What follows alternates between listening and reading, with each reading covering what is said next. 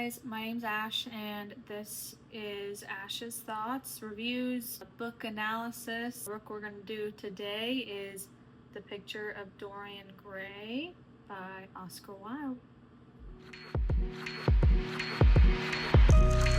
A young man who wishes to stay young forever, while a portrait that his friend paints for him holds all of his aging and sins. It's really about the masks people build to avoid the unpleasantness of real life. That's my thesis. How these masks ultimately destroy each character.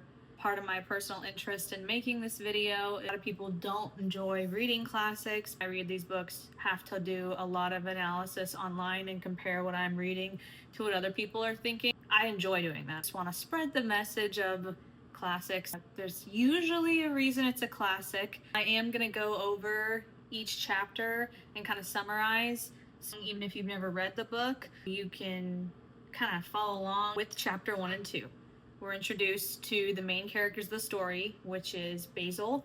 He's an artist, and he's painting Dorian, who's like a young, up-and-coming guy, pretty naive and innocent. We have Henry. He's a very interesting character. He's got a lot of thoughts and a lot of ideas and a special kind of charm. Henry and Dorian sitting together. Henry is very interested to know Dorian, as Basil has claimed this is his new inspiration in life. And when he sees Dorian, he sees indeed Dorian as a very attractive looking young man. And Henry tells Dorian to sit in the shade. You don't want to get sunburnt. And Dorian's like, why does that matter? The first quote of the book that really struck me: beauty is a form of genius. It's higher indeed than genius, as it needs no explanation. Henry says to Dorian, as a kind of response for staying out of the sun, we all can recognize when someone pretty comes into the room. It's kind of like, yeah, you're right. Like, an attractive person doesn't need an explanation a lot of the time. You can tell when someone's conventionally attractive. Intellect, it takes some explaining. It takes some, you have to know certain things, and it can come across even condescending, whereas beauty, it kind of immediately beguiles people. I think this line planted a seed in Dorian that surface and what's right here equals your worth. Thinks his face is his value. This quote also reveals something about Henry's mask. Henry's mask is charm, wit, and philosophical brilliance. He presents himself as this dazzling performer. He's seductive, he's clever, he's insightful, but he has this obsession with beauty that kind of gives you a crack into the mask. And when you dig deeper, you find that he's really a superficial person, and beauty kind of becomes an excuse for him to be shallow and unaccountable. Then we go into chapter 3. Henry starts being interested about who Dorian is. He goes over and talks to his uncle and asks about Dorian's upbringing and where he comes from. He says this: I always like to know everything about my new friends and nothing about my old ones. He values discovery over depth. Henry doesn't really stick around in his friendships long enough to witness their suffering or confront his own hollowness. He and Dorian attend a luncheon hosted by his aunt. Conversation drifts towards poverty in the East End and what society should do about it. Henry says, I can sympathize with everything except for suffering. I cannot sympathize with that. It's too ugly, too horrible, too distressing. There's something terribly morbid in the modern sympathy with pain. One should sympathize with the color, the beauty, and the joy of life.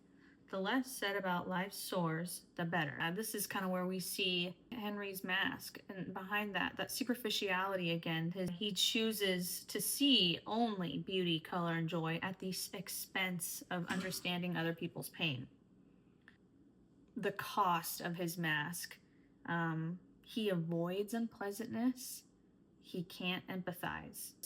Underneath his beauty, it's It's hollow. Qualities people build through suffering that Henry doesn't have to build. His uncle pulls him aside and says that his words are dangerous. People at the table, yeah, I also don't really like talking about the suffering of other people. Henry's charm, it doesn't just mask his own hollowness, it legitimizes the hollowness in others. As we're learning about Henry and the things he values, hedonism, belief that life is all about pleasure, kind of hiding his ethical void.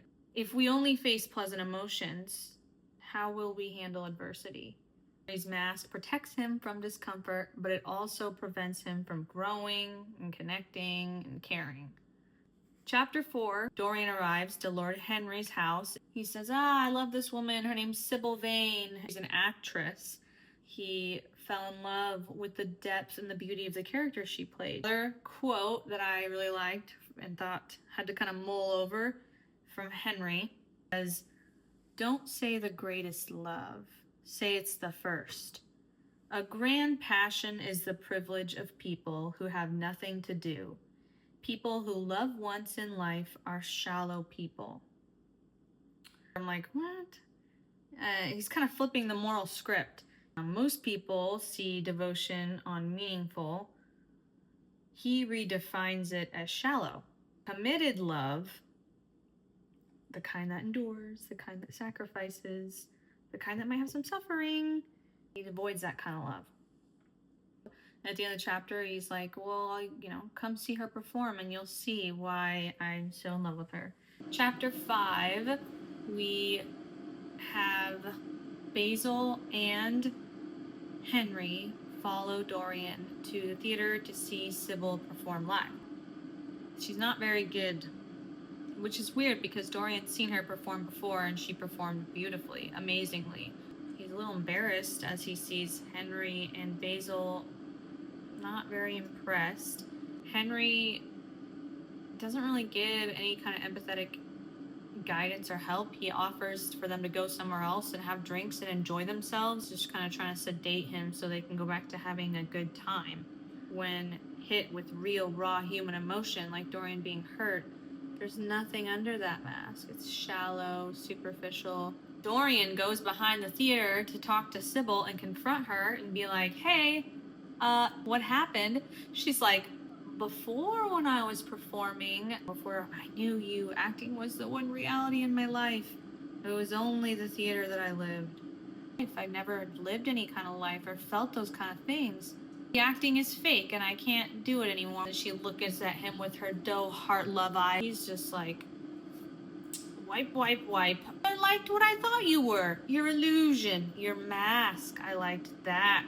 He's like falling out of love with the idea of what he thought she was, and then realizing what she really is. He doesn't want her anymore. Like how we idealize people and we don't really know who they are. Sybil, she's an artist. She acts and performs on stage, living through her mask. So while he's looking at her in her aesthetic mask, she's looking at him and only seeing his aesthetic mask. He's a fantasy, romantic ideal. He's going to take her away from this world of poverty. Mutual emotional blindness is what I'm trying to get at here. These two people were deceived by the mask of what they thought they were and did not see the underneath. Both Sybil and Dorian fail to see each other. Sybil uses fantasy to avoid reality, and Dorian uses beauty to avoid feeling. Dorian goes home after the whole argument with Sybil, and he notices the picture on his wall that looks a little different. He gets closer, and it has a look of cruelty on it. He starts to kind of think back and remember that while Basil was painting the picture, Dorian had wished he would stay forever young. Henry was talking to him about, his appearances, how that portrait was going to be the best he'd ever look because he'll always age.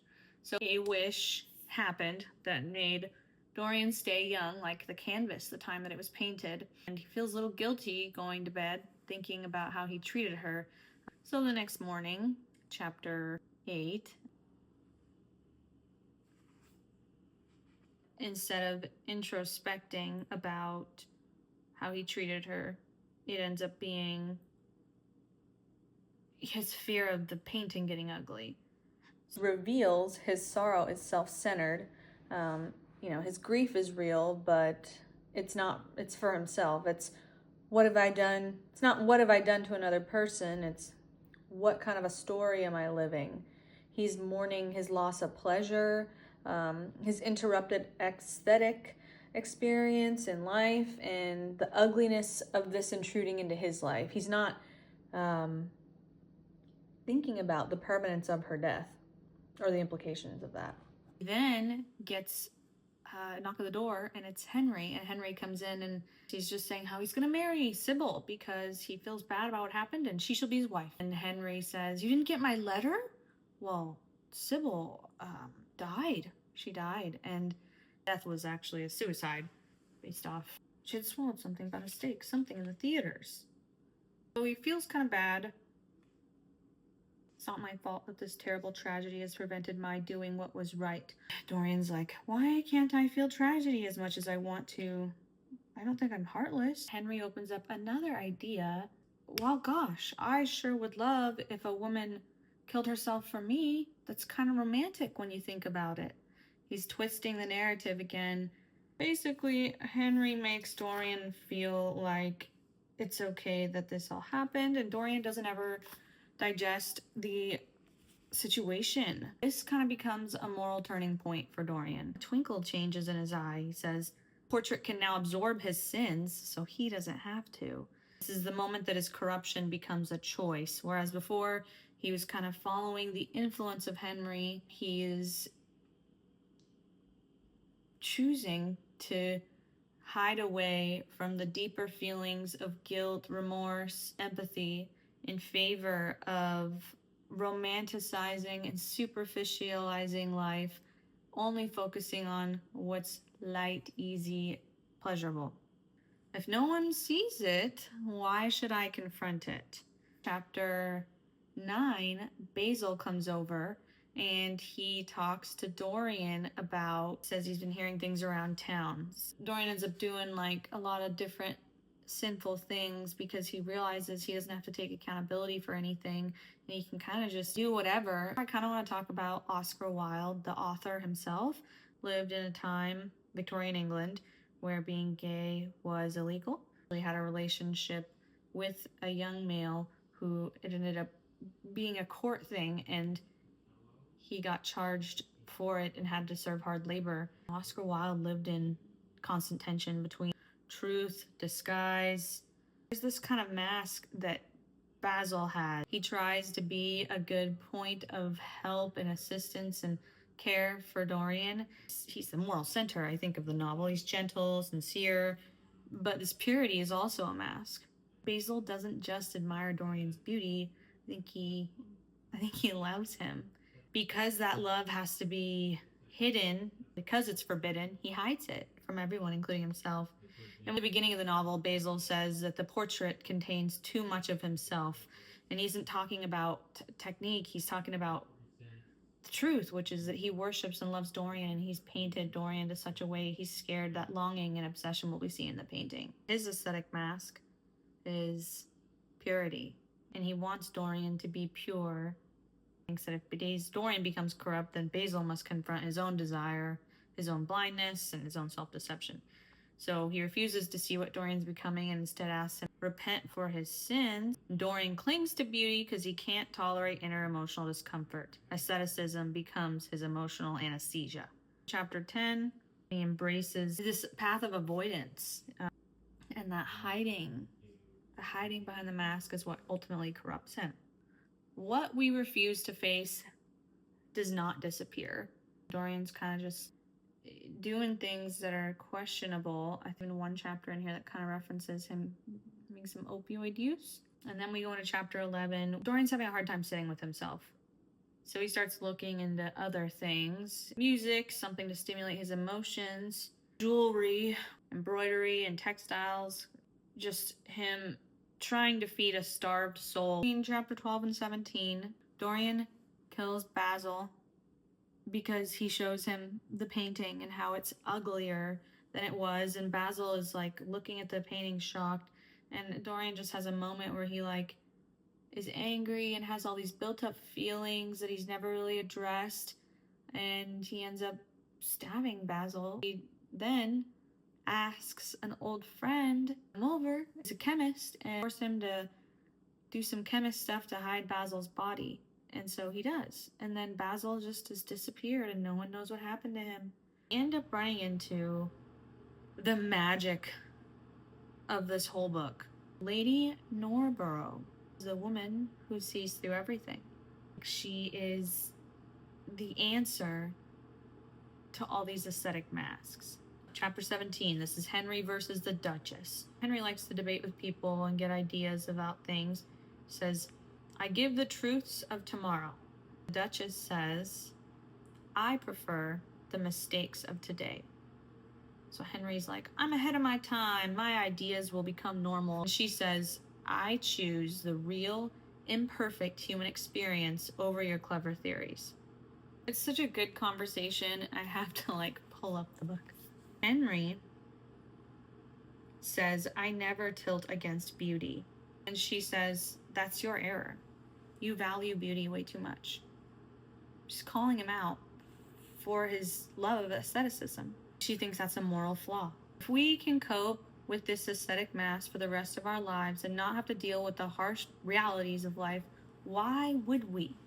If we can be hedonistic and enjoy things to the fullest, why should we stop? Why should we adhere to being righteous if it doesn't seem as fulfilling or beneficial? This woman is trying to call out that and say there is meaning and it matters. She's the only person who actually challenges his worldview in a meaningful way.